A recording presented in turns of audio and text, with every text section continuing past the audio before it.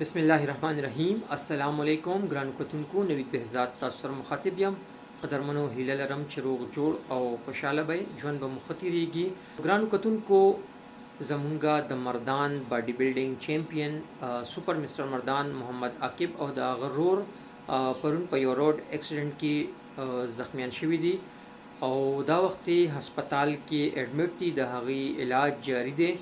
نو زمونږ څومره هم چې مینوال دي مونږ ګوري مونږ خوښی هغې ټولو ته زما دا ریکویسټ دی، دا یو خواسته ته کومه چې د هغې په حق کې ډېر زیاتې دعاګانې وکړي چې الله تعالی هغې له زر تر زره روغ جوړ صحت ورکړي، ځکه چې دا زمونږ نه صرف ملګري دي، دوستان دي، بلکې د یو انسان ژوند بچ کول ډېره غټه نیکي ده. خوا که هغه په دعاګانو ولې نه وي، نو دعا کې یاد ساتئ، ډېر زیاتې دعاګانې ورته کوئ چې الله ولې روغ صحت ورکړي.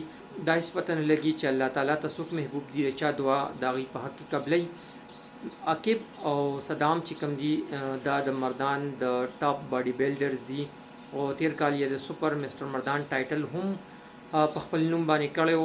د مردان نوم یې په ټول پاکستان کې روښانه کړی دی، مختلفو مقابلو کې حصه اخیستې ده، ډېر ښه تنسازان دي دواړه. پرون موټروی باندې په یو روډ اکسیډنټ کې ډېر زیات زخمیان شوي دي او هسپتال کې دا وخت اډمټ دي، ستاسو د دعاګانو محتاجه دي.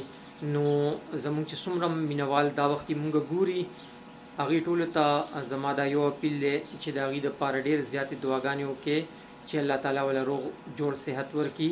کور مو ودان، خاد او آباد اوسئ. د الله په امان.